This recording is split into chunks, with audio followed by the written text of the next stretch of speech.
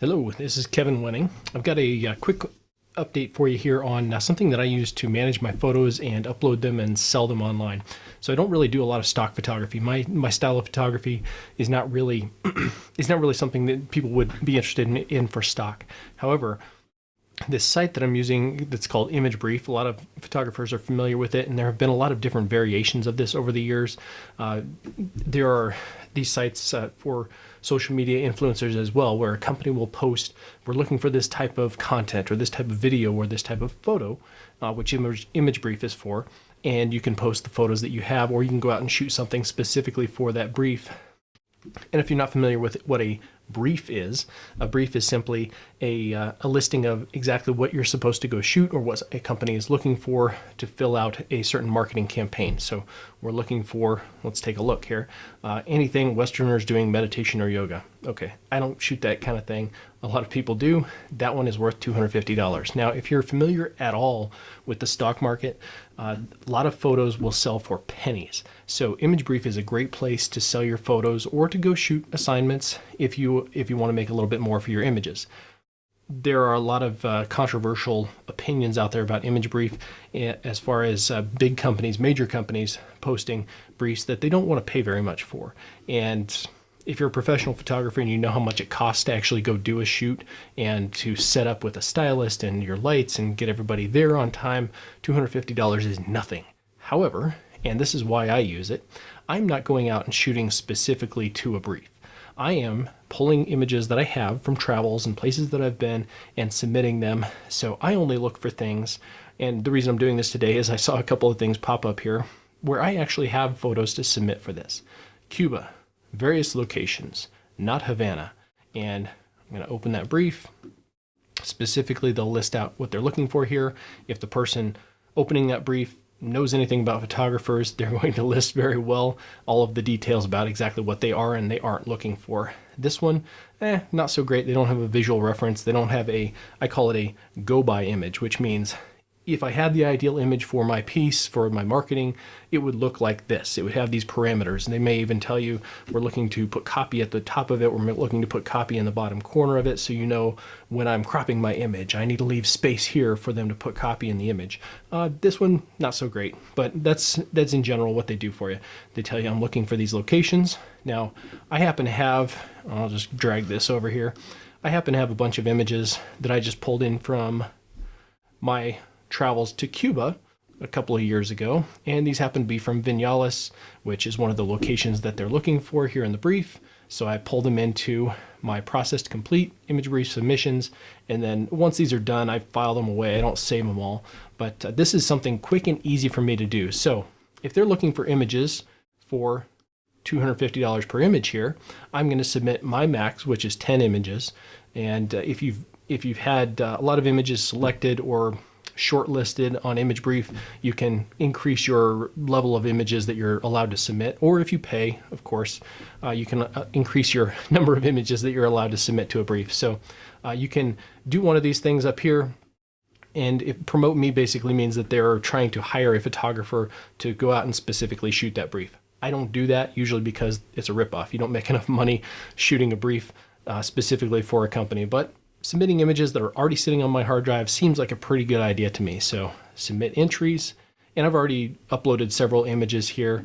So I'm actually going to skip this, but here's what it asks for. It tells you how they're planning to use it and whether or not you have to have a license agreement, or I'm sorry, not a license agreement, model releases. So a lot of these do call for model or property releases, which means that if there's a recognizable face in the image, of course, you have to have a model release. If there's a recognizable building in the image, like none of these back here would have to have that one over there. I don't know if you can see that on the frame. The man's face in there, obviously I'd have to have a model release for that. Is he ever going to see that? No, he probably doesn't even have internet. He's probably never going to see that article or that ad with his face in it, but it's a recognizable face. I would have to have a model release for that. Sometimes I get them, sometimes I don't. Property releases are for recognizable buildings, and specifically government buildings, airports, anything that's like a hotel. They're going to recognize their building, and they're going to come after you if you don't have a property release. So if you're shooting architecture, specifically a recognizable building, get a property release from the property manager. Pretty simple. Okay, skipping that. This isn't really what I wanted to go over with you here today, but that is the basic use of ImageBrief. Is a company will say, I'm looking for this kind of photo. Does anybody have it? Can you submit it to me? Or they'll hire somebody specifically to go out and shoot that brief. So that's a pretty good way to make use of images that are on your hard drive already. And like these right here, cuckoo clocks, $3,000 US per image. Are they actually going to follow through on that? Who knows? A lot of the briefs here don't actually get purchased. So you may submit images, but then they don't follow through. However, I like they added this in the last year, repeat buyer, and then they've got a tag for new buyer. Repeat buyers mean pretty good chance that they're actually going to follow through with that order, that brief, and purchase an image. And then let me see if I can find for you here. Jump to my briefs. I've only had a few images shortlisted here, very few images sold through here, because mostly I don't shoot this kind of imagery. But you can look right here. This one's pending, means they've shortlisted images. Closed simply means they didn't select anything. And there were a couple in here just yesterday. They'll have a banner here that says awarded if they actually selected and purchased an image. And there are a lot that do get awarded. So it's useful for that. If you've got images on your hard drive already shot, you can upload them and potentially have them sold. But here's more what I use ImageBrief for. Image Manager. I upload all of the images that I shoot that are worth saving and put them into here. Some of them are good, some of them are just okay, but this is basically my online catalog of all of my images that I think anybody might ever want to purchase. And when you upload images here, let's go ahead and do that for you real quick, because this is actually pretty nifty. Give me just a second. Okay, so when you go to upload images to your ImageBrief portfolio, this is any images that you want to be available to purchase on their platform. A lot of other stock sites have this sort of thing as well, of course. So this is not new to anybody that does stock photography, but again, I don't do stock photography. This is a way for me to put my images out there that are available for sale at a rate that is far above what you're going to earn on any stock sites.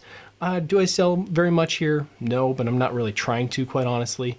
The value to me is I'm going to upload just a few images, for example, here. And you know what? Let's go ahead and check all of those, because I know these are available to be licensed. Drag them in here. They're going to upload. And these couple of images here are fine because they're the right size. Now this one I went ahead and added because this is going to throw an error for you. If it's not at least 3,450 pixels on the largest side, it will refuse it.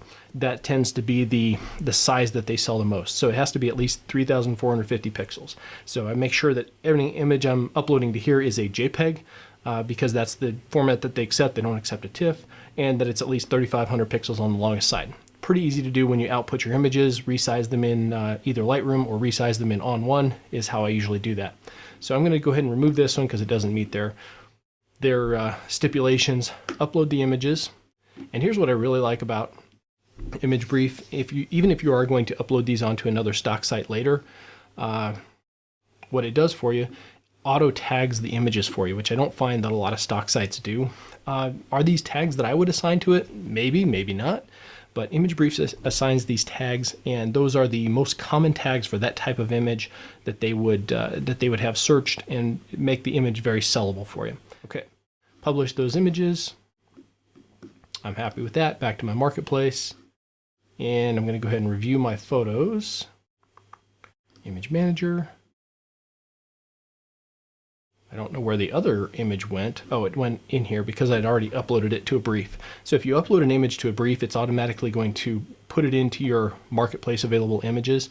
The other one that I uploaded is right here. And let's go ahead and scroll down here and look at a few of these. If it's put in their marketplace, meaning they've made it available for anybody to search and purchase, they put this little MP on there. Royalty free, of course, means that it's available to anybody and everybody. They don't limit it. You can also tag them as upload marketplace images as rights managed, which means that it can only be licensed to one person or one company at a time. So those are usually sell for a lot more. I do some royalty free, some rights managed.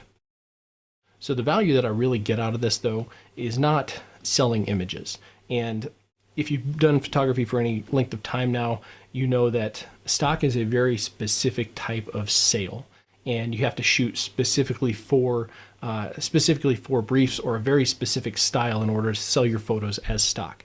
I'm not really a stock photographer, but what I use this for and the value that I get out of it is occasionally I sell a photo. And what I like about this platform here is, whoops, oh, it looks like I'm on the wrong page here. Image Manager is right here, the theft protection. I pay $600 a year for the service, and it marks all of my images and then tells me wherever they're found online.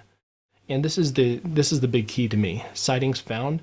I can go and check out, and they partnered with something called Image Rights right here.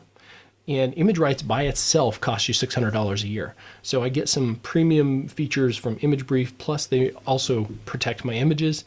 And then I actually haven't done this since I started with ImageBrief. USCO registration. You can register all of your photos that are on the platform with US Copyright Office, which you definitely want to do if you think that your photos are of any value. That's the only way that you can claim that the image is yours and that it's claim provenance, if you will. Say, I was the first person to create and publish this image. Is that important to you? If you take yourself seriously as a photographer, if you consider yourself a professional, it should be important to you. So that's why I use this. Occasionally I come in here and I look at the images, usually the sightings that I find, and it doesn't have any for me right now. Let me see if I can show you all. My websites, it's found a lot of images on my own websites. So you can mark them as your own, you can mark them as somebody else's. The key to this is if you find something that somebody else is using illegally, then you can file a claim for it and say, whoa, hey, image rights, go and claim this image as mine and collect money for that.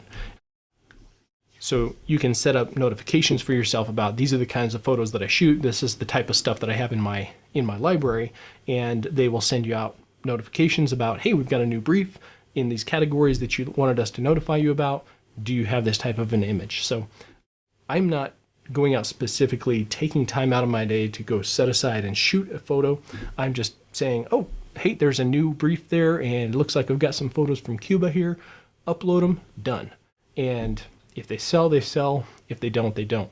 The big benefit to me is that all my images are protected, and I can see if somebody else uses my image illegally and then go have image rights and ImageBrief collect that money for me and bring that back to me. So to me, it's worth the $600 a year. So if you're looking for a site to help you protect your photos as well as possibly sell your photos, definitely recommend ImageBrief. This is not a promotion for them.